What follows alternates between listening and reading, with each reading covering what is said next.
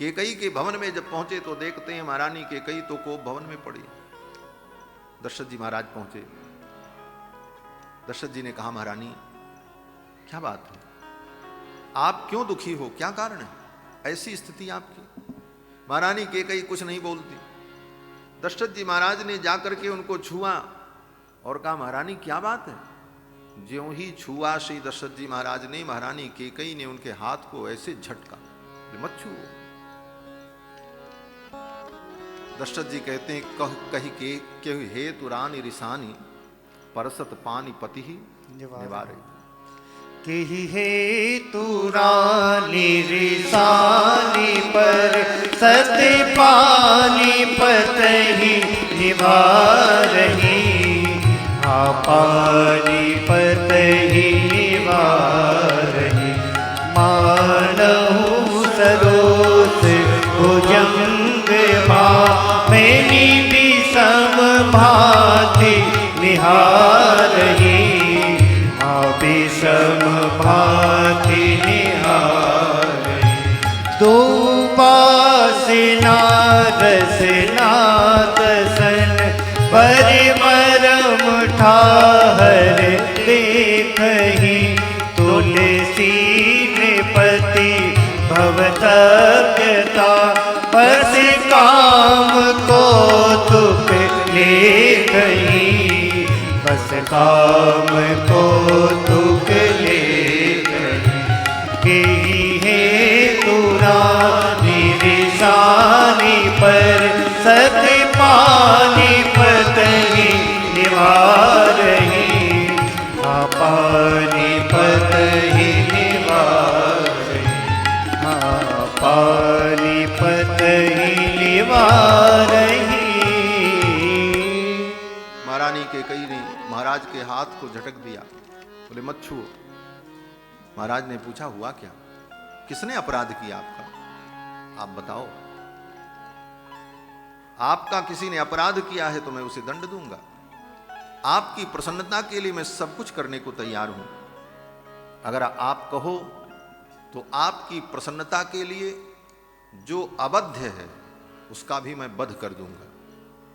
अबध्यो बध्यताम कोवा, कोई ऐसा व्यक्ति हो जो वध के योग्य न हो, लेकिन आपकी खुशी के लिए मैं उसका भी वध कर दूंगा। दशरथ जी कहते हैं, अबध्यो बध्यताम कोवा कोवा बध्यो विमुच्यताम। और अगर कोई बद्ध है, मारने के योग्य है, मृत्यु दंड का अधिकारी है, तो आप कहो तो आपकी प्रसन्नता के लिए मैं उसको जीवन दान दे सकता हूं। दरिद्र को भवेद आढ़्यो, अगर कोई दरिद्र है तो आप कहो तो आपकी प्रसन्नता के लिए मैं उसको कहीं का राजा बना दूं। और आप कहो तो किसी राजा को आज मैं दरिद्र बना दूं, उसका सर्वस्व हरण कर लूं। आपकी प्रसन्नता के लिए मैं कुछ भी करने को तैयार। इसी श्लोक का गोस्वामी जी महाराज भाव प्रस्तुत करते हैं, कहु कहीं रंग कहीं करहूं नरेशु। कहूँ केहि लंक कहीं करहूँ नरेशु। कहूँ केहि रंग कहीं करहूँ नरेशु। कहूँ केहि नृपति निकासो देशु। कहूँ केहि नृपति निकासो देशु।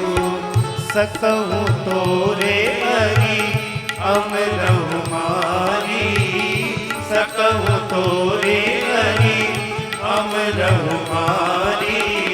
काहे कीटे बभो रे नर नारी। काहे कीटे बभो रे नर नारी। काहे कीटे बभो रे नर नारी। दशरथ जी ने कहा, आपकी प्रसन्नता के लिए मैं सब करने को तैयार। महारानी केकई ने सोचा, ये जो कह रहे हैं यही तो मैं चाहती हूं। दशरथ जी क्या कर रहे हैं? दशरथ जी कहते हैं, कहू के ही रंग कहीं करहु नरेशु। किस दरिद्र को राजा बना दूं और किस राजा को दरिद्र बना दूं। महारानी केकई ने सोचा, यही तो मैं भी चाहती हूं। मेरा भरत जो दरिद्र है, जिसके पास राज्य नहीं, उसको राजा बना दें, और जो राजा बनने को तैयार बैठे राम जी, उनको दरिद्र बना दें, जंगल निकाल दें। यही तो महारानी कैकेयी चाहती थी। दरिद्र को भवेत आढ्यो द्रव्यवान वाप्य किंचन, और द्रव्यवान को अकिंचन बना। लेकिन महारानी कैकेयी ने कहा, महाराज मैं अपने मन की बात तब कहूंगी जब आप अपने प्रिय पुत्र राम की शपथ लोगे। तेन रामेण कैकेयी सपेते वचन क्रियाम। भावावेश में श्री दशरथ जी महाराज ने राम जी की शपथ ले ली। महारानी मैं राम की शपथ लेता हूं, आप जो कहोगी वो मैं करूंगा। तेन रामेण कैकेयी शपेते वचन क्रियाम, आप जो कहोगी मैं करूंगा। इसीलिए आचार्यों ने कहा है कि ऐसी स्थिति में ज्यादा सत्यनिष्ठ नहीं बनना चाहिए।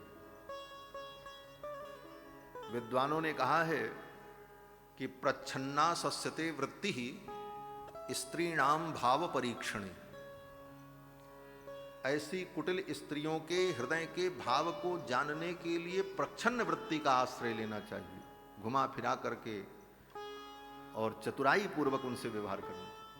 उनके सामने अत्यंत सरल और स्पष्ट बनने पर यही भयंकर स्थिति उत्पन्न होती है।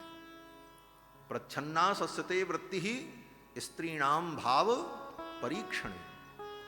दशरथ जी इस नीति से चूक गए और भाव बस उन्होंने शपथ ले ली। तेन रामेण कैकेयी शपेते वचन क्रियाम, मैं शपथ लेता हूं आप जो कहोगी वो मैं करूंगा।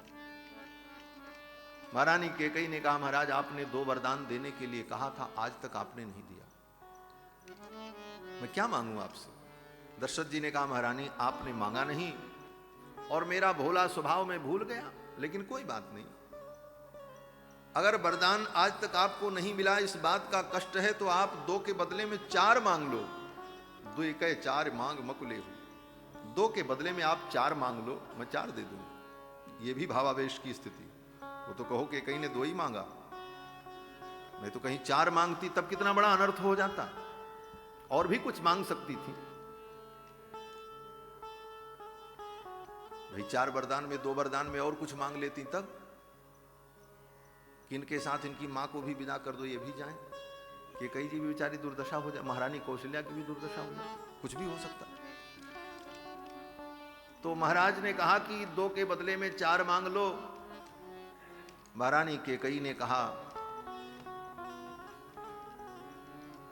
कि मैं अब अपने मन के बात को कहने जा रही हूं, और आपने राम की शपथ ली है, सत्य की शपथ ली, और जो मैं कहूंगी केवल आप नहीं सुनेंगे, इसको सुनने वाले बहुत से लोग हैं। जबकि अंतःपुर में मात्र महारानी कैकेयी थी और महाराज थे, तीसरा कोई व्यक्ति वहां नहीं था, क्योंकि वो अंतःपुर था, वहां पर दूत भी नहीं थे, सब सेवक भी हटा दिए गए थे।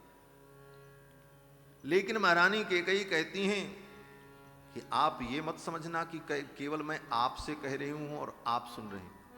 मैं जो कहने जा रही हूं इस बात के साक्षी कितने लोग हैं। कितने लोग हैं? बोले तच्छृण्वन्तु त्रयस्त्रिंशात् देवासेन्द्र पुरोगमाः। 33 करोड़ देवता मेरी बात को सुन रहे हैं, मैं उनको साक्षी बना रही हूं। इस प्रकार धर्म के पाश में महाराज को बांधा है महारानी कैकेयी ने कि 33 करोड़ देवता मेरी बात को सुन रहे हैं।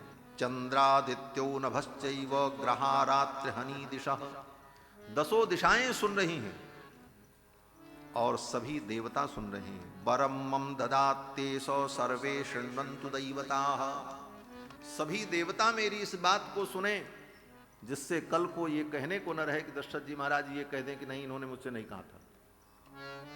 तो प्रमाण बनाया देवताओं को, धर्म को। कभी कभी व्यक्ति धर्म का आश्रय लेकर के अधर्म करता है। आज कैकेयी यही कर रही हैं, धर्म को आश्रय बनाकर, सत्य का आश्रय लेकर, सत्य का वास्ता देकर के अधर्म करने को उद्यत हुई महारानी कैकेयी। और महारानी कैकेयी ने कहा कि मुझे 2 वरदान चाहिए। एक वरदान में ये अयोध्या का राज्य मेरे पुत्र भरत को दे दो, और दूसरे वरदान में राम 14 वर्ष के लिए वन में जाए। इतना सुनते ही श्री दशरथ जी महाराज व्याकुल हो गए। दशरथ जी रो पड़े। दशरथ जी ने कहा, महारानी, राज्य भरत को मैं दे दूंगा, लेकिन मेरे राम को वन में मत भेजो। राम को भी अयोध्या में रहने दो, राम राज्य का भूखा नहीं है। और तुम तो जानती हो राम के बिना मैं नहीं रह पाऊंगा, और मैं अगर मर गया, मेरा कुछ हो गया, तो तू विधवा हो जाएगी, तेरा सुख समाप्त हो जाएगा, तेरा सौभाग्य समाप्त हो जाएगा। तिष्ठेल लोको बिना सूर्यम सस्यम वासलिलम बिना। सूर्य के बिना यह सृष्टि रह सकती है, पानी के बिना धान की खेती हो सकती है। न तु रामम बिना देहे तिष्ठे तुमम जीवितम। लेकिन राम के बिना मैं जीवित नहीं रह सकता, इसलिए मेरे ऊपर दया करो, राम को अयोध्या में रहने दो, राज्य में भरत को दे दूंगा। मेरे राम ने कभी किसी का अपकार नहीं किया। इस स्थिति में भी दशरथ जी महाराज राम जी के गुणों का चिंतन कर रहे। श्रीमद् वाल्मीकि रामायण जब आप कभी पढ़ें, अनुभव करें, जब राम जी की चर्चा आएगी जिस प्रसंग में, तो वहां राम जी के गुणों का ही वर्णन प्रारंभ हो जाता है। मूलतः भगवान की कथा क्या है? बोले भगवान के दिव्य गुणों का चिंतन ही कथा है। भगवान के सौशील्य, माधुर्य, वात्सल्य, कृपा, करुणा, ये भगवान के जो दिव्य गुण हैं, इन गुणों का चिंतन ही तो कथा है। इस स्थिति में श्री दशरथ जी महाराज भगवान के गुणों का चिंतन करते हैं। दशरथ जी कहते हैं कि कई सत्येन लोकान जयति। मेरे राम ने अपने सत्य से समस्त लोकों को जीत लिया है। सत्येन लोकान जयति द्विजान दानेन राघव। मेरे राम ने ब्राह्मणों को भी जीत लिया है, अपने गुरुओं को भी जीत लिया है, और अपने शत्रुओं को भी जीत लिया है। समस्त लोक को जीत लिया, ब्राह्मणों को भी जीत लिया, अपने गुरुओं को भी जीत लिया, और शत्रुओं पर भी विजय प्राप्त कर ली। किस प्रकार से? बोले संसार को जीतने के लिए सत्य की आवश्यकता होती है। सत्येन लोकान जयति। सत्य के बल पर राम ने लोकों को जीत लिया। द्विजान दानेन राघव। और ब्राह्मणों को भी राम जी ने जीत लिया। ब्राह्मण को जीतना क्या है? बोले ब्राह्मण से युद्ध करके उनको अपने वश में कर लिया? बोले नहीं, दानेन। ब्राह्मण को वश में करने की यही युक्ति है। ब्राह्मण को अगर आप अपने वश में करना चाहो तो दान दे करके आप उनको अपने वश में कर सकते हैं। दान दो, प्रसन्न हो जाएंगे, वो तुम्हारे वश में रहेंगे, तुम्हारे अनुकूल रहेंगे। ब्राह्मण को वश में करने की यही विधि है, दान दे करके, सम्मान दे करके उनको अपने वश में किया जा सकता है। राम जी ने पृथ्वी के समस्त ब्राह्मणों को अपने वश में कर लिया। किस प्रकार से? बोले द्विजान दानेन राघव। दान दे करके। गुरून् शुश्रूषया वीरो। गुरून् शुश्रूषया वीरो। अपने समस्त गुरुओं को भी अपने वश में कर लिया। वशिष्ठ को, विश्वामित्र को, जाबाली को, मार्कंडे को। दशरथ जी के दरबार में जितने बड़े बड़े महामनीषी थे, वो सब राम जी के वश में है, अनुकूल है।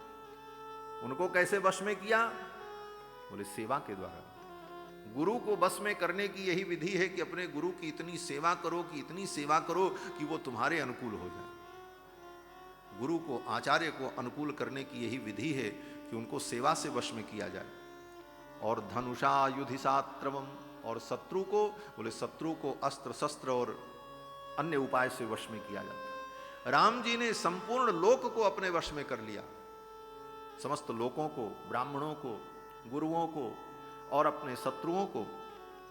ऐसे राम जी हैं, उनको वन में मत भेजो। अंजलिम कुर्मि कैकेयी पादौ चाप स्पृशामिते।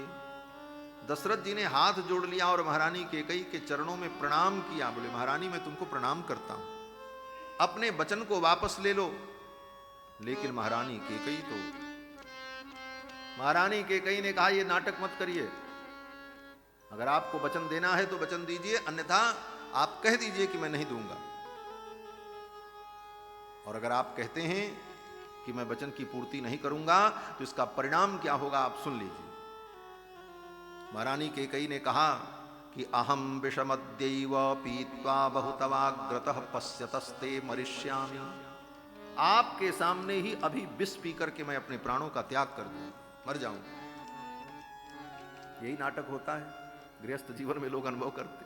बोले ज्यादा कहोगे तो हम जहर पी लेंगे, मर जाएंगे। महारानी कैकेयी ने भी यही कहा कि अहम ही विष मद्यैव पीत्वा बहुत अवाग्रतः, थोड़ा विष नहीं, इतना पिएंगे कि आप वैद्य जब तक बुलाओगे तब तक मेरा प्राणांत हो जाएगा। तवाग्रतः, आपके देखते देखते पश्यतस्ते मरिष्यामि, आपके देखते देखते मैं मरूंगी। और कल आप राम का राज्याभिषेक नहीं करेंगे, कल आप मेरा अंतिम संस्कार करेंगे, कल आप मेरा अग्निदाह करेंगे, अयोध्या में मातम आएगा, राज्याभिषेक नहीं होगा। अब आपको निर्णय करना है, आप क्या करना चाहते हैं। इतना कह करके महारानी कैकेयी चुप हो गई। दशरथ जी महाराज के पास कोई उत्तर नहीं था, सत्य के पास में वो बंधे थे। और महाराज दशरथ ने कहा, केवल एक शब्द कहा कि धिगस्तु योषितो नाम, धिक्कार है ऐसी स्त्री को, धिक्कार है ऐसी स्त्री को जिसके जीवन में इतना स्वार्थ हो। धिगस्त योषितो नाम सठा स्वार्थ परायणा, जिसके जीवन में इतना स्वार्थ हो, धिक्कार है ऐसी स्त्री को। लेकिन इतना कहते हुए दशरथ जी कहते हैं, मैं सभी स्त्रियों को धिक्कार नहीं रहा हूं। दशरथ जी कहते हैं, न ब्रवीम स्त्रियः सर्वाः, समस्त स्त्रियों को मैं नहीं धिक्कार रहा हूं। दुनिया में बहुत ऐसी स्त्रियां हैं जो सती हैं, सावित्री हैं, सच्चरित्र हैं और त्याग की मूर्ति हैं, उन स्त्रियों की मैं प्रशंसा करता हूं। लेकिन ये स्वार्थ परायणा जो भरत की मां है, धिक्कार है ऐसी स्त्री को। और दशरथ जी महाराज रोष में आ गए और दशरथ जी ने कहा, जा तू मर जा।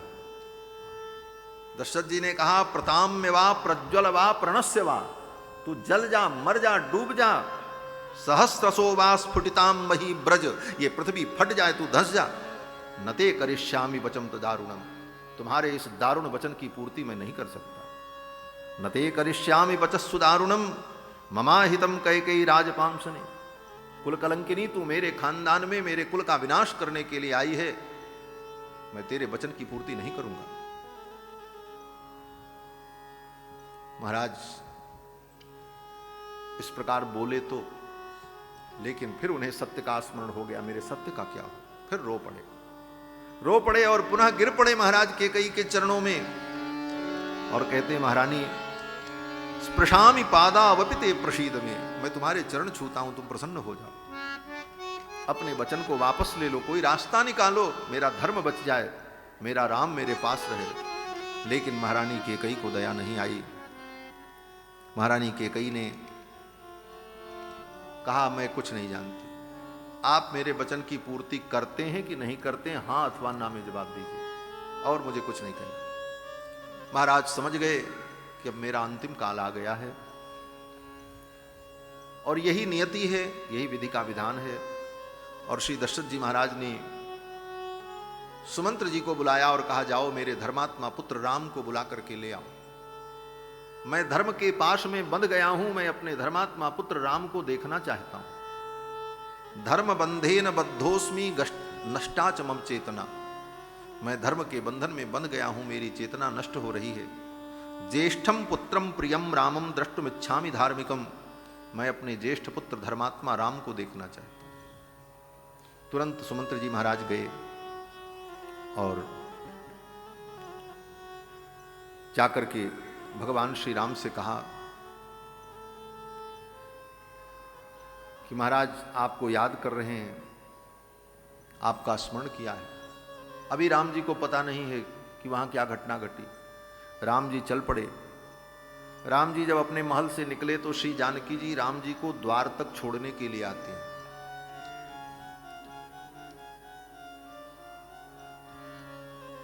द्वार तक जब छोड़ने आई तो श्री जानकी जी ने राम जी के सौंदर्य का अनुभव किया, क्योंकि दीक्षा ग्रहण करके बैठे हैं राम जी, कल इनका राज्याभिषेक होने वाला। गुरु जी ने जो नियम बताए थे उन नियमों का पालन करना था। तो उस रूप को देखकर भगवती श्री जानकी प्रसन्न भी होती हैं और भयभीत भी होती हैं। कि कहीं इनके सौंदर्य को देखकर किसी की नजर इनको न लग जाए। पति सम्मानिता सीता भर्तारमसिते क्षणा आद्वार मनु बब्राज मंगलान अभिदध्युषी। महर्षि वाल्मीकि कहते हैं पति सम्मानिता सीता, पति के द्वारा जिनको अपूर्व सम्मान प्राप्त है ऐसी जानकी जी, पति सम्मानिता सीता। भरतारमसिते क्षणा, कज्जल नेत्रों वाली भगवती सीता अपने भरतार प्रीतम रघुनंदन राम को द्वार तक जब छोड़ने के लिए आई तो मंगलान अभिदध्युषी, जानकी जी ने भगवान को आशीर्वाद दिया, मंगलाशासन किया। कथा में मैंने निवेदन किया था कि श्रीमद् वाल्मीकि रामायण में भगवान श्री रघुनंदन को जितना आशीर्वाद मिला है इतना आशीर्वाद भगवान को किसी अवतार में नहीं मिला। किसी अवतार में भगवान को उतना आशीर्वाद नहीं मिला जितना आशीर्वाद रामावतार में मिला। सबने आशीर्वाद दिया, माताओं ने दिया, पिताजी ने दिया, जानकी जी ने दिया, हनुमान जी ने दिया, गृद्धराज जटायु ने दिया, दंडकारण्य के मुनियों ने दिया, सब ने भगवान को आशीर्वाद दिया है, सब ने भगवान का मंगलाशासन किया और भगवान को मंगलाशासन अत्यंत प्रिय है। भक्त जब भगवान का मंगलाशासन करते हैं तो भगवान को बड़ी प्रसन्नता होती है। इसीलिए हमारे यहाँ तो श्री संप्रदाय में मंगलाशासन का बहुत बड़ा महत्व है। प्रतिदिन प्रातः काल भगवान का मंगलाशासन किया जाता है। हमारे यहाँ तो एक आलवार ही हुए, श्री विष्णु चित्त आलवार, जिन्होंने भगवान का मंगलाशासन ही किया है। 12 आलवारों में श्री विष्णु चित्त आलवार हैं जिन्होंने तिरुपल्लांडु प्रबंध लिखा है और उस तिरुपल्लांडु प्रबंध में केवल भगवान को आशीर्वाद दिया। और उनके जीवन वृत्त को पढ़ें तो विष्णु चित्त स्वामी जी महाराज हाथी पर बैठकर और मजीरा लेकर के बजाते हुए घूम घूम करके भगवान को आशीर्वाद देते थे। मजीरा बजा बजा करके गा गा करके भगवान को आशीर्वाद देते थे। पल्लांडु पल्लांडु पल्लाई रत्तांडु पलकोटि नूराइरम मल्लांड तिंडोल मणिमन्नाउन सेवट सेव तिरुक्कापो अडियो मोडुम निन्नियोडुम पिरवेन्नयाइरम पल्लांडु। तमिल प्रबंध में इस प्रकार वो पल्लांडु प्रबंध के द्वारा भगवान को आशीर्वाद देते। ये गोदाम्बा जी के पिता हैं। गोदाम्बा जी के को इन्होंने पाला पोसा है। विष्णु चित्त स्वामी ने, इस समय गोदाम्बा जी का उत्सव चल रहा है, धनुर्मास चल रहा है, और फिर गोदाम्बा जी ने भगवान का पाणी ग्रहण किया तो ये विष्णु चित्त स्वामी भगवान के स्वसुर हैं। स्वसुरम अमर वंद्यम रंगनाथस्य साक्षात द्विजकुल तिलकम तम विष्णु चित्तम नमामि। और श्री गोदाम्बा जी का भगवान से पाणी ग्रहण हुआ। आज हम सभी लोग श्री गोदारंग मन्नार भगवान का दर्शन करके आए प्रातः काल श्री रंग जी का। यहाँ देखो, श्री रंग जी का दर्शन करने जाओ तो भगवान के बगल में श्री गोदाम्बा जी विराजमान हैं और बगल में गरुण जी महाराज विराजमान हैं। गरुण जी भगवान के वाहन हैं। कहीं भी आप जाओ तो गरुण जी महाराज मंदिर के बाहर रहते हैं, लेकिन यही एक स्थान है जहाँ पर श्री गरुण जी महाराज भगवान के बराबर आसन पर बैठे हैं मंदिर में, गरुण जी महाराज। और ये भाव यहाँ क्यों प्रकट हुआ? हमारे पूर्वाचार्य लोग वर्णन करते हैं कि जब गोदाम्बा जी ने तिरुप्पावई प्रबंध के द्वारा भगवान को पति रूप में प्राप्त करने के लिए प्रार्थना की, चिंतन किया, तो गोदाम्बा जी का स्वयंवर हुआ। भगवान उस स्वयंवर में आएंगे ये घोषणा हो गई। और 108 दिव्य देश जो हैं, अष्टोत्तर शत दिव्य देश, सभी दिव्य देशों में निमंत्रण पत्रिका गई कि भगवान के जितने दिव्य देश हैं ठाकुर जी वहां से पधारें इस स्वयंवर में। अद्भुत दुनिया का स्वयंवर। और स्वयंवर में तो बहुत से लोग रहते हैं, लेकिन इस स्वयंवर में भगवान ही इतने रूपों में। गोदाम्बा जी किसी का भी वर्ण करेंगी तो भगवान ही होंगे, क्योंकि सब भगवान ही। 108 रूपों में भगवान को पधारने की योजना हुई। तो अब लीला है भगवान की। भगवान तो एक हैं लेकिन लीला अनेक रूप से करते हैं। अब भगवान के जितने रूप हैं उन रूपों में प्रतिस्पर्धा हो गई कि हम पहले पहुंच जाएं तो गोदाम्बा जी हमारा ही वर्ण कर लें। तो रंगनाथ भगवान ने सोचा नहीं, वरण तो हमारा होना चाहिए। तो रंगनाथ भगवान ने गरुण से कहा, गरुण तुम मुझे शीघ्रता से लेकर के चलो, जिससे किसी के पहुंचने के पहले हम पहुंच जाएं और गोदाम्बा मेरा वरण कर ले। तो गरुण जी ने कहा, हम तो आपको सबसे पहले पहुंचा देंगे, 107 दिव्य देश के ठाकुर आएंगे, उसके पहले हम आपको लेकर के चले आएंगे, लेकिन इसके बदले में हमको क्या मिलेगा? तो भगवान ने कहा, यार तुम मेरे मित्र हो, अगर ये काम तुम कर दोगे तो मैं तुमको अपने बराबर आसन दूंगा, तुम्हें वो सम्मान दूंगा। गरुण जी ने कहा ठीक है। फिर गरुण जी महाराज रंगनाथ भगवान को लेकर के आए और स्वयंवर में पहुंच गए। तब तक गोदाम्बा जी ने भगवान रंगनाथ के गले में वरमाला डाल दी। लेकिन गरुण जी का ये मनोरथ पूरा नहीं हुआ। भगवान ने वचन तो दिया था कि हम आपको बराबर आसन देंगे, लेकिन भगवान की इस वचन की पूर्ति के लिए ही श्री रंगदेशिक स्वामी जी ने वृंदावन में ये मंदिर निर्मित किया और इस मंदिर में गरुण जी को भगवान के बगल में आसन दे करके भगवान की उस भावना को पूर्ण किया है। ये इतिहास है इसके पीछे। तो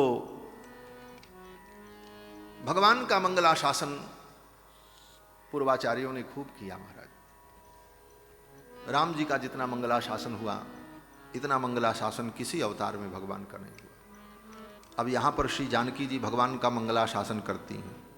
क्या कहती हैं? बोले, दीक्षितम व्रत संपन्नम वराजिनधरम शुचिम कुरंग श्रृंगपाणिम च पश्यन्ति त्वां भजाम्यहम्। इस श्लोक पर टीकाकार विद्वानों ने दो अर्थ किया है। एक अर्थ तो ये किया है कि भगवान के वर्तमान स्वरूप को देख करके महारानी जानकी वर्णन करती हैं। क्या? बोले, दीक्षितम व्रत संपन्नम। राम जी दीक्षा ले चुके हैं। क्या दीक्षा? बोले, कल इनका राज्याभिषेक होगा, उस व्रत की दीक्षा ले चुके हैं। वशिष्ठ जी ने दीक्षा दे दी। दीक्षितम व्रत संपन्नम बराजिन धर्म शुचिम। और मृग चर्म को ही वस्त्र के रूप में भगवान ने धारण कर रखा है, क्योंकि व्रत का पालन करने वाले लोग मृग चर्म ही धारण करते हैं, उत्तरीय के रूप। बराजिन धर्म शुचिम कुरंग श्रृंग पाणिम च। कुरंग श्रृंग पाणिम, हिरण की सींग को राम जी के हाथ में बांधा गया है। जब यज्ञ के व्रत की दीक्षा लेता है कोई व्यक्ति, तो उसके हाथ में हिरण की सींग बांध दी जाती है। क्यों? बोले, शरीर में कहीं खुजली करना हो तो उसी हिरण की सींग से ही खुजली करने की विधि है वेदों में। तो कुरंग श्रृंग पाणिम, रघुनंदन के हाथ में श्रृंग का, वो हिरण का सींग बांधा गया है। पश्यन्ति त्वाम भजाम्य हम। आपके इस रूप को देख करके मैं आपको प्रणाम करती हूं, आपका चिंतन करती हूं।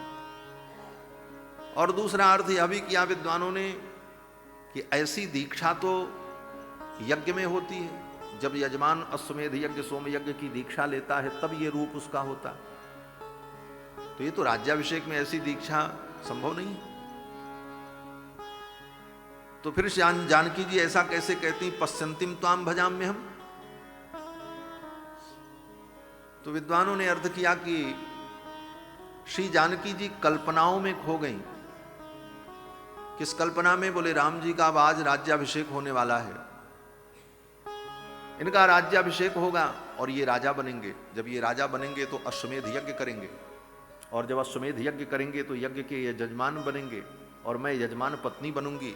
और जब ये यज्ञ करेंगे राजा बन करके, तब इनका जो रूप होगा उस रूप का मानो जानकी जी को अभी चिंतन होने लगा।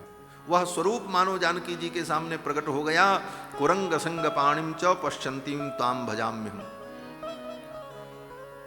और श्री जानकी जी कहती हैं, पूर्वाम दिशम वज्रधरो दक्षिणाम पातु ते यमः। पूर्व दिशा के स्वामी भगवान इंद्र आपकी रक्षा करें। दक्षिणाम पातु ते यमः। दक्षिण दिशा के स्वामी जो यमराज हैं वो आपकी रक्षा करें। वरुणः पश्चिमाम आसाम धने सस्तुत्तराम दिशम। पश्चिम दिशा के स्वामी जो वरुण हैं वो आपकी रक्षा करें। उत्तर दिशा के स्वामी जो कुबेर हैं वो आपकी रक्षा करें। दसों दिशाओं में आपका मंगल हो, ऐसा मंगलाशासन श्री जानकी जी ने किया। अथ सीता मनुज्ञाप्य कृत कौतुक मंगल। कौतुक मंगल किया। और भगवान रथ पर सवार होकर के वहां से विदा होते हैं। नगर में होते हुए, क्योंकि दशरथ जी के महल से राम जी का महल दूर था, वाल्मीकि जी वर्णन करते हैं कि अपने महल से निकल करके राम जी दशरथ जी के महल में मिलने के लिए जाते हैं तो रथ पर बैठ करके जाना पड़ता है, इतनी दूरी है। रथ पर बैठ करके जब जा रहे थे तो नगर के लोगों ने देखा, लोगों ने जय जयकार की और सब ने यही कहा कि यश्च रामम न पश्येतु। ये श्लोक इसी प्रसंग में, राम जी के इस रूप को देख करके लोगों ने कहा कि यश्च रामम न पश्येतु यम च रामो न पश्यति। जिसने राम जी को नहीं देखा अथवा जिसको राम जी ने नहीं देखा, निंदित सर्वलोकेषु, उससे बड़ा निंदित प्राणी तो इस दुनिया में कोई हो नहीं सकता। राम जी जिसको देख लें वो धन्य, और राम जी को जो देख ले वो धन्य, और जिसको राम जी ने नहीं देखा और जिसने राम जी को नहीं देखा, उससे निंदित प्राणी तो इस दुनिया में कोई हो ही नहीं सकता। और एक दिन उसके जीवन में ऐसा जरूर आएगा कि एक दिन उसकी आत्मा भी उसको धिक्कारेगी कि तुमको धिक्कार है, तुमने राम का दर्शन नहीं किया। स्वात्माप्येनम बिगर्हते, उसकी आत्मा ही उसको धिक्कारेगी। कब? बोले जब उस समय आएगा, जब तक जवानी का जोश होगा और जब तक वो बेहोश होगा तब तक भले वो इन बातों को न समझ सके, लेकिन जिस दिन वो होश में आएगा उस दिन उसे ये जरूर पता चलेगा कि मेरा जीवन तो व्यर्थ चला गया। उसे अपनी आत्मा को धिक्कारना पड़ेगा कि मैंने रघुनंदन के चरणों की भक्ति नहीं की, उनका स्मरण नहीं किया, उनका नाम नहीं लिया, उनसे प्रेम नहीं किया, उनकी कथा नहीं सुनी। सारी प्रजा के लोगों ने भगवान की जय जयकार की। भगवान श्री रघुनंदन पहुंचे। महाराज के महल में जब पहुंचे तो देखते क्या है, महाराज रो रहे थे, बैठे थे। महारानी केकई भी बैठी थी, बड़ा गंभीर वातावरण था। भगवान श्री रघुनंदन ने जाकर के पिताजी को प्रणाम किया और मां केकई को भी प्रणाम किया, लेकिन आज प्रणाम करने पर पिताजी ने, श्री दशरथ जी ने राम जी को आशीर्वाद नहीं दिया, मस्तक ग्रहण नहीं किया। तो भगवान श्री राम गंभीर हो गए और भगवान श्री राम ने महारानी केकई से कहा, मां आज इन्हें क्या हो गया? अन्यदा माम पिता दृष्ट्वा कुपितोपि प्रसीदति। अन्य दिनों में पिताजी अगर कुपित भी रहते थे तो मुझे देखते ही प्रसन्न हो जाते थे। आज क्या बात है कि मेरे प्रणाम करने पर भी इन्होंने मुझे आशीर्वाद नहीं दिया और ये मुझसे बोल नहीं रहे।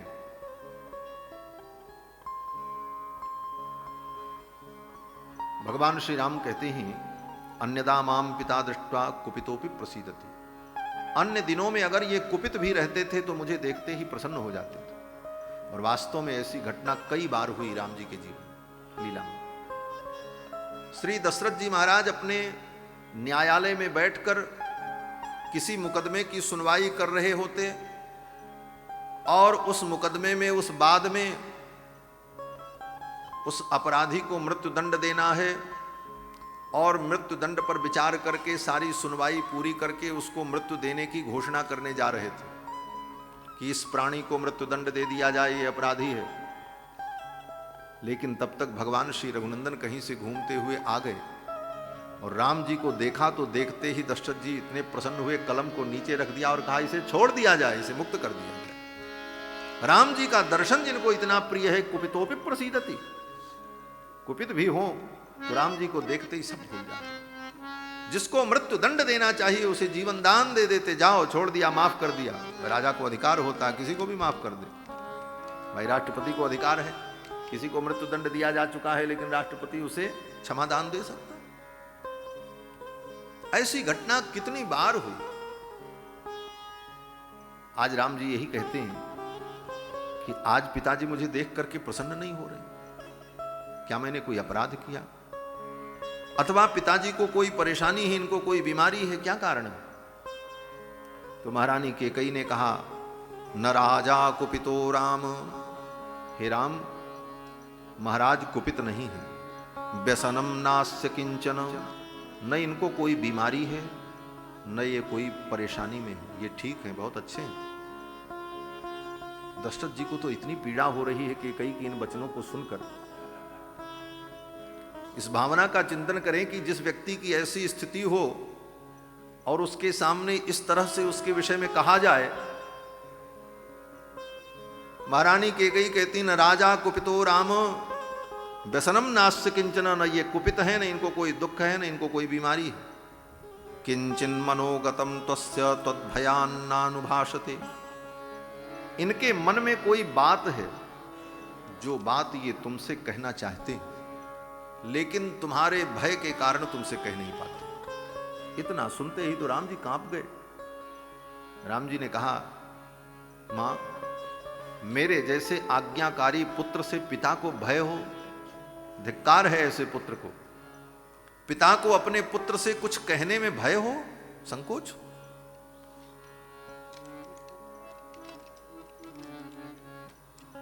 बोलो श्री सीतारामचंद्र भगवान की जय। श्री हनुमान जी महाराज की जय। जय जय सीताराम। हरे राम राम राम सीता राम राम राम, हरे राम राम राम सीता राम राम राम, हरे राम राम राम सीता राम राम राम, हरे राम राम राम सीता राम राम राम, हरे राम राम राम सीता राम राम राम, हरे राम राम राम सीता राम राम राम, हरे राम राम राम सीता राम राम राम, हरे राम राम राम सीता राम राम राम, सीता राम राम राम सीता राम राम राम, सीता राम राम राम सीता राम राम राम, सीता राम राम राम सीता राम राम राम, सीता राम राम राम सीता राम राम राम, हरे राम राम राम सीता राम राम राम, हरे राम राम राम सीता राम राम राम, हरे राम राम राम सीता राम राम राम, हरे राम राम राम सीता राम राम राम, सीता राम राम राम सीता राम राम राम। श्री सीतारामचंद्र भगवान की जय जय सीताराम। पूज्य संत जनों का समागम हो रहा है, बड़े ही हर्ष का विषय। आइए आगे प्रसंग की ओर चलते हैं। श्री दशरथ जी महाराज विलाप कर रहे थे। महारानी कैकेयी ने कहा कि तुम्हारे भय से ये तुमसे कुछ कह नहीं पा रहे हैं, यही इनकी पीड़ा है। राम जी ने कहा कि मेरे जैसे आज्ञाकारी पुत्र से पिता को कुछ कहने में संकोच हो तो ऐसे पुत्र को धिक्कार है। और मां, आप तो जानती हो, आप भी मेरे स्वभाव को जानती हो कि अहम ही वचनाद्राग्यः पतेयमपि पावके, यदि पिताजी मुझे कह दें तो मैं आग में कूद जाऊं। पतेयमपि पावके, मैं अग्नि में कूद करके अपना प्राण दे दूंगा। एक बार भी नहीं पूछूंगा पिताजी आपने ऐसा क्यों कहा।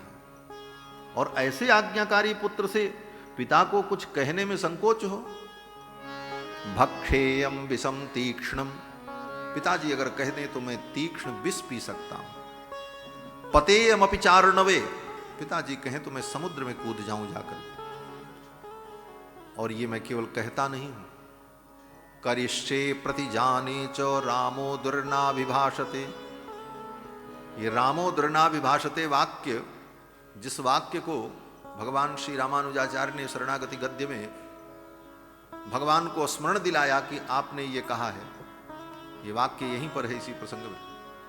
भगवान श्री राम कहते हैं करिष्ये प्रतिजाने च रामो दुर्नाभिभाषते, हे मां आप तो जानती हो राम जो कहता है वही करता है। रामो दुर्नाभिभाषते, राम दो बार नहीं बोलते। अगर ये कहें तो मैं इनके लिए, इनकी आज्ञा की पूर्ति के लिए सब कुछ करने को तैयार। तो महारानी कैकेयी ने कहा ये अपने मुख से नहीं कहेंगे, मुझे 2 वरदान देने के लिए इन्होंने कहा था। मैंने 2 वरदान मांगा जो मुझे अच्छा लगा, और वही देने में इन्हें संकोच हो रहा है। वो 2 वरदान क्या है? महारानी कैकेयी ने अपने मुख से वर्णन किया। त्वयारण्यम प्रवेष्टव्यम 9 वर्षाणि पंचच। एक वरदान में मैंने तुम्हारे लिए 14 वर्ष का वनवास मांगा है, और दूसरे वरदान में अयोध्या का राज्य भरत के लिए मांगा। भरतस्य अभिषेचनम। इतना कह करके महारानी कैकेयी चुप हो गई। भगवान श्री राम ने एक बार भी ये नहीं पूछा कि मैं वन में क्यों जाऊं, आपने क्यों मांगा। आपको इनसे मांगने का अधिकार था, लेकिन मेरे संदर्भ में ऐसा मांगने का अधिकार नहीं था। तर्क बहुत सारे हैं भाई। आपको कोई वचन दे कि आप जो कहोगे मैं करूंगा, तो व्यक्ति कहे कि तुम जाओ फला व्यक्ति को मार डालो, तो ये तो कानून नहीं। किसी दूसरे पर किसी का अधिकार नहीं हो सकता। मूलतः ये छल था महारानी कैकेयी का, लेकिन महाराज भी नहीं समझ पाए और उन्होंने वचन दे दिया। लेकिन भगवान श्री राम ने भी एक बार भी तर्क नहीं किया। राम जी ने यही उत्तर दिया, एवमस्तु गमिष्यामि वनम वस्तु महं त्वितः। अगर ऐसी बात है तो पिता के वचन को सत्य करने के लिए मैं यहीं से वन चला जाऊंगा।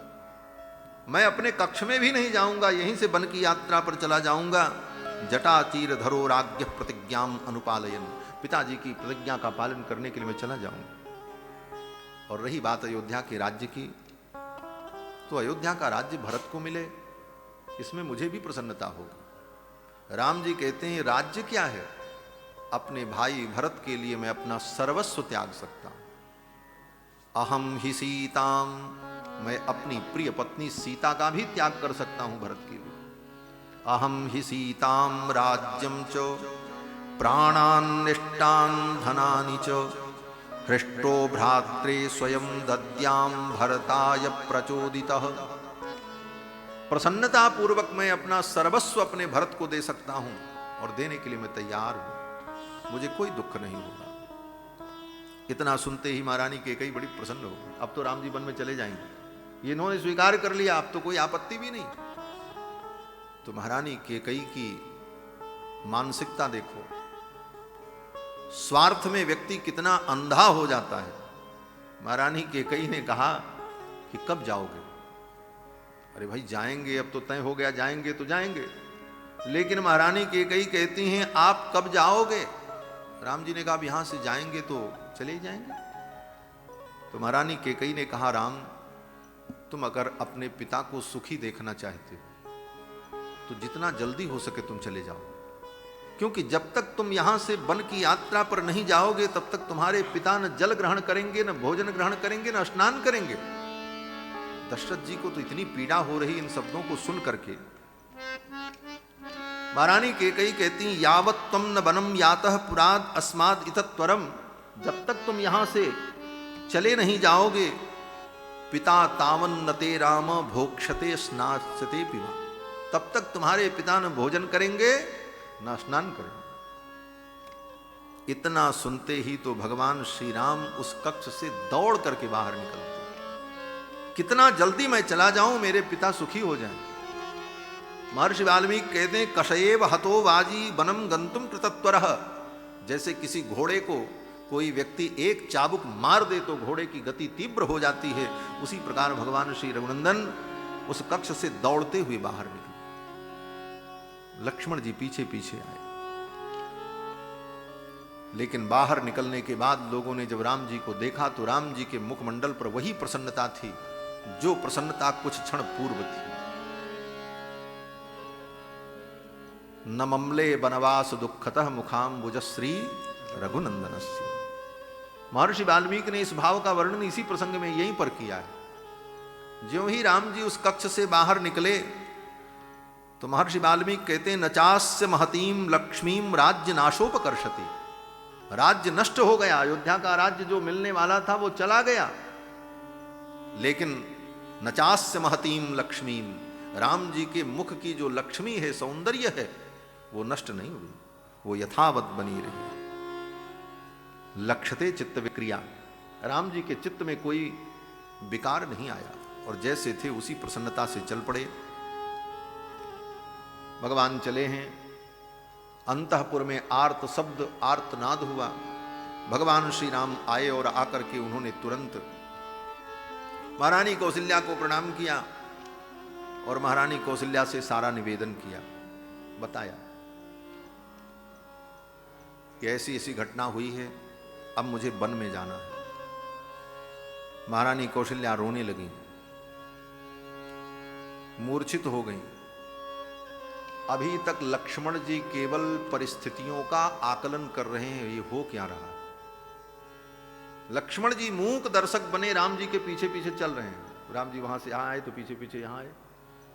वहां सब घटना हुई, महारानी कैकेयी ने कहा, लक्ष्मण जी वहां खड़े थे, सब सुन रहे थे, कुछ नहीं बोले। फिर राम जी के पीछे पीछे। लेकिन यहां आने के बाद महारानी कौशल्या की इस दशा को जब लक्ष्मण जी ने देखा, तब लक्ष्मण जी से नहीं रहा।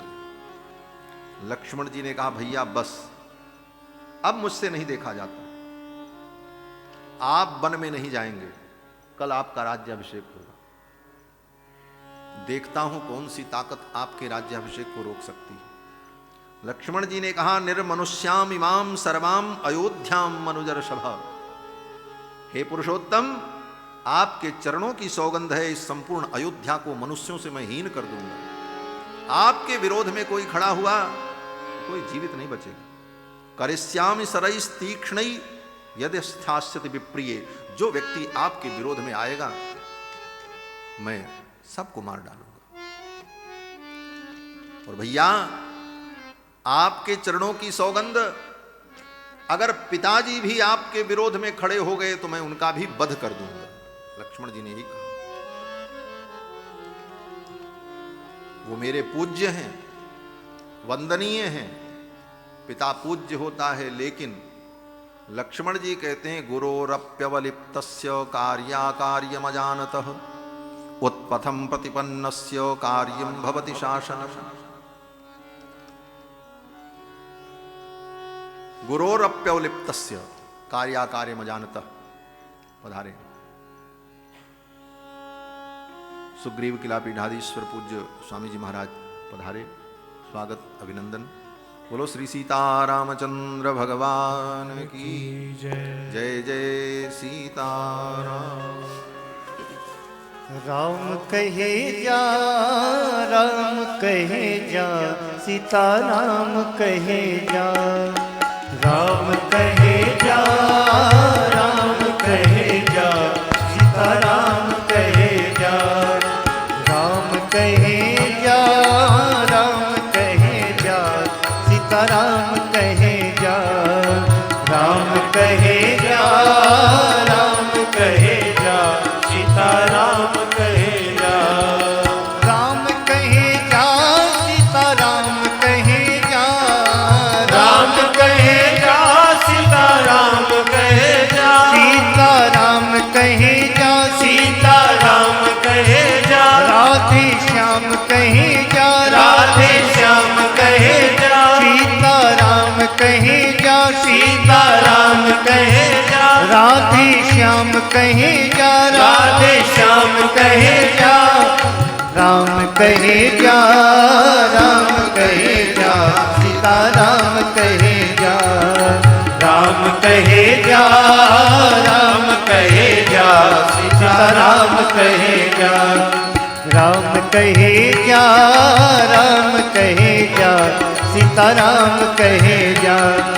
राम कहे जा, राम कहे जा, सीताराम कहे जा। सीताराम कहे जा, सीताराम कहे जा। राधे श्याम कहे जा, राधे श्याम कहे जा। ओ सीताराम कहे जा, सीताराम कहे जा। राधे श्याम कहे जा, राधे श्याम कहे जा। श्री सीतारामचंद्र भगवान की जय। श्री हनुमान जी महाराज की जय। सब संतन की जय। सब भक्तन की जय। जय जय सीताराम।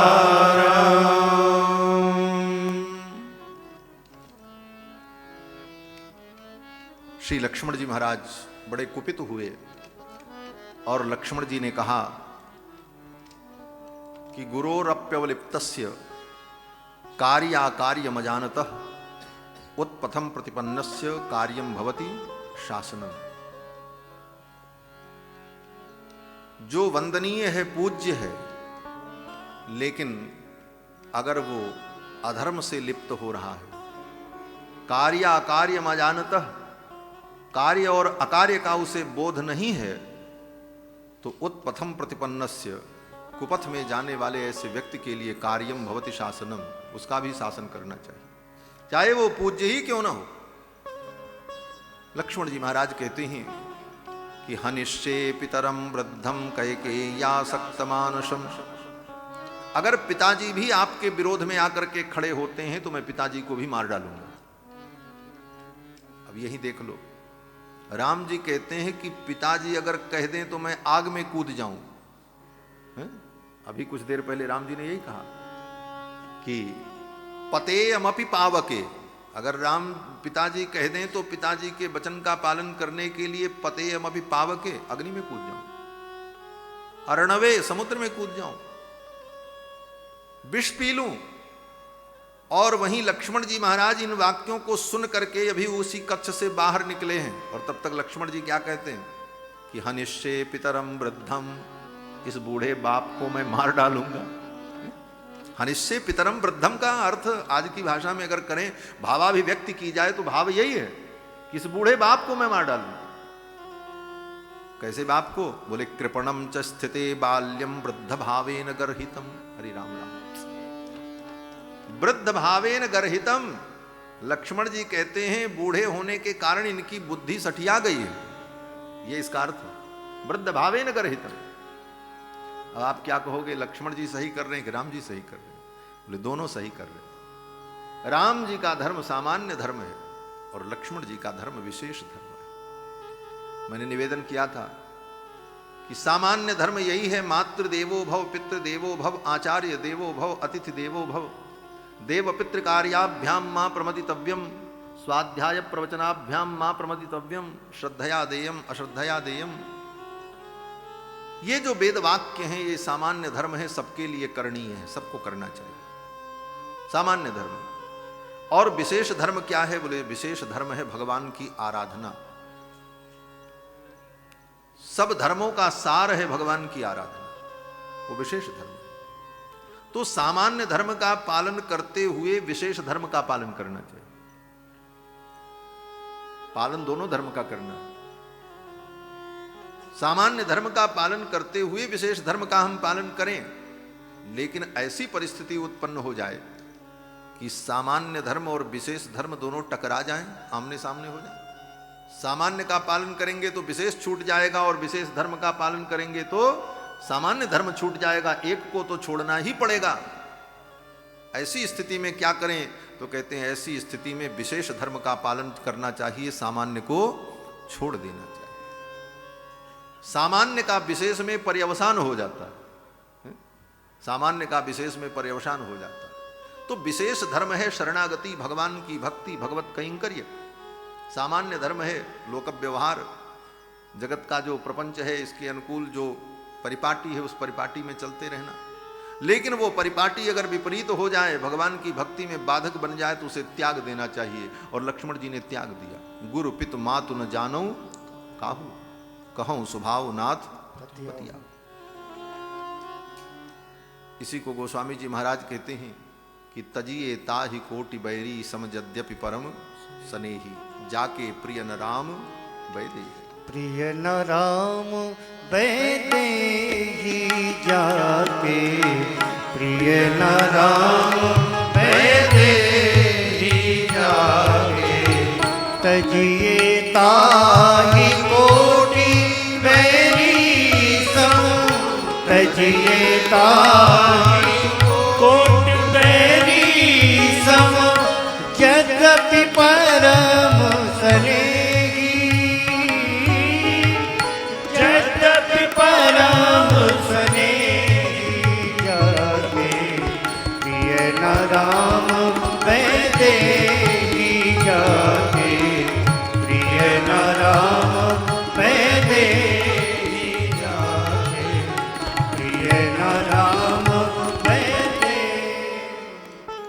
जाके प्रियन राम वैदेही, तजिए ताहि कोटि वैरी सम। जो भगवान को प्रिय नहीं वो तुम्हारा शत्रु, और जिसके संबंध से भगवान तुमको प्रिय लगने लग जाए वही तुम्हारा अपना। यही परिभाषा है अपने और पराये की। पराया कौन? बोले जिसको राम जी प्रिय न हो, जिसके संबंध से राम जी तुमसे दूर हो जाएं, बोले वो तुम्हारा अपना नहीं है। और जिसके संबंध से राम जी तुमको प्रिय लगने लग जाएं, बोले वही तुम्हारा अपना है।